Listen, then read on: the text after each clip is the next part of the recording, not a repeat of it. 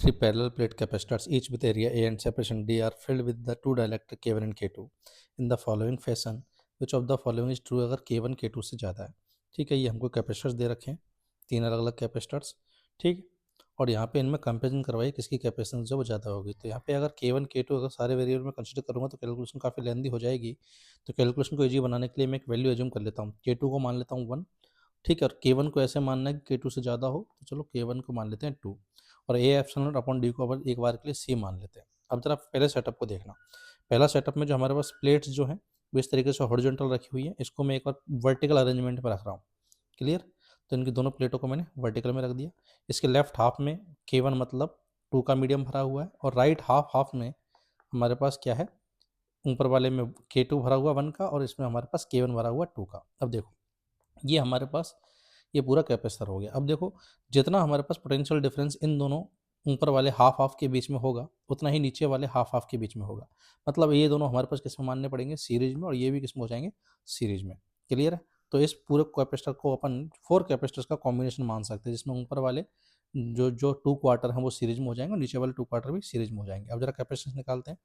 तो ऊपर वाले 1 क्वार्टर की कैपेसिटेंस अगर मैं निकालूँ इस वाले की, 2 वाले की, पहले जरा 1 वाले की निकालते हैं। 1 वाले की कितनी हो जाएगी हमारे पास, तो एरिया है हाफ एप्सिलॉन अपॉन में डी बाई 2। तो ये तो आ गया ए एप्सिलॉन अपॉन डी। अब मीडियम की वजह से 1 और एक्स्ट्रा आ जाएगा, तो इसकी तो आ जाएगी कितनी, सी आ जाएगी। क्लियर है? तो जिस क्वार्टर में 1 वाला भरा हुआ है वहाँ तो आ जाएगी सी, और जिस क्वार्टर में 2 वाला भरा हुआ है वहाँ पे 2 और मल्टीपल होकर 2 सी हो जाएगा। बस रिप्लेस कर दो, इस क्वार्टर की जगह सी, इस क्वार्टर की जगह क्योंकि 2 वाला भरा हुआ है तो 2 सी, इस क्वार्टर की जगह भी 2 सी, और इस क्वार्टर की जगह भी 2 सी। अब बस सिंपल हो गया सर्किट। ये दोनों सीरीज में हो गए तो 2 सी बाई 3, ये दोनों भी सीरीज में हो गए तो इनका क्या हो जाएगा, हमारे पास सी हो जाएगा। क्लियर?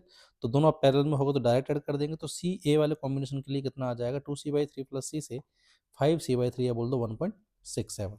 सिमिलरली अगर बी वाले अरेंजमेंट को अगर मैं रिड्रॉ करूँ तो कुछ ऐसा बनेगा हमारे पास। क्लियर है? कि इस लेफ्ट हाफ में 1, इस अपर क्वार्टर में 1, और इस लोअर क्वार्टर में 2 भरा हुआ है। तो देखो जहाँ 1 है, इस क्वार्टर 1 के लिए कितना आएगा, हमारे पास सी आया था। ठीक है, इस ऊपर वाले क्वार्टर के लिए भी सी, इस क्वार्टर के लिए भी सी, और इस क्वार्टर के लिए 2 सी हो जाएगा। यहाँ भी ऊपर वाले दो सीरीज में और ये दोनों सीरीज में बनेंगे। एक गलती मत करना, पता चले आप ये ले लो कि भाई इस पूरे हाफ को तो ये ले लिया अपन, और इन दोनों को अपन पैरेलल कॉम्बिनेशन को इनके साथ अगर सीरीज में ले लिया, तो ये ऐसा होना हमेशा गारंटी नहीं है। पर्टिकुलर K1 K2 की वैल्यू के लिए ऐसा पॉसिबल हो पाएगा। क्लियर है?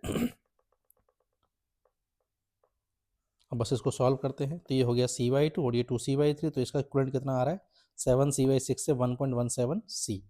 ठीक है। सिमिलरली थर्ड वाले के लिए अगर अपन देखें, इसी को मैंने जस्ट रीअरेंज किया है, बस इस तरह का सेटअप दे रखा है। तो यहाँ पर भी ऊपर वाले 2 क्वार्टर और नीचे वाले 2 क्वार्टर रेस्पेक्टिवली ये सीरीज में, ये भी सीरीज में, और जिनका जो इक्वलेंट आएगा वो आपस में पैरेलल में होगा। ये गलती ना करना यहाँ पर कि इन दोनों को पैरेलल में और इन दोनों को भी पैरेलल में मान के फिर इनके इक्वलेंट को आपस में सीरीज में मान लो। क्लियर? तो वो गड़बड़ हो जाएगी यहाँ पर।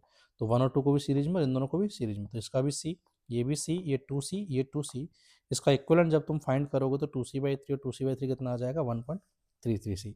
तो अब 1 ए बी और सी तीनों अगर कॉम्बिनेशन में तुम देखो तो कैपेसिटेंस की ये वैल्यू आ रही है, और साफ साफ पता लग रहा है कि ए वाले कॉम्बिनेशन में सी सबसे ज़्यादा है, देन सी वाले कॉम्बिनेशन में, देन बी वाले कॉम्बिनेशन में। तो कैपेसिटेंस का जो रिलेशन होगा वो इस तरह से होगा, A then C then B. तो ऐसा कौन सा ऑप्शन है, A C B। First option he correct है, दूसरे वाले में सी से स्टार्ट हो रहा है, यहाँ भी सी से स्टार्ट हो रहा है, यहाँ बी से स्टार्ट हो रहा है, तो first option is the correct answer.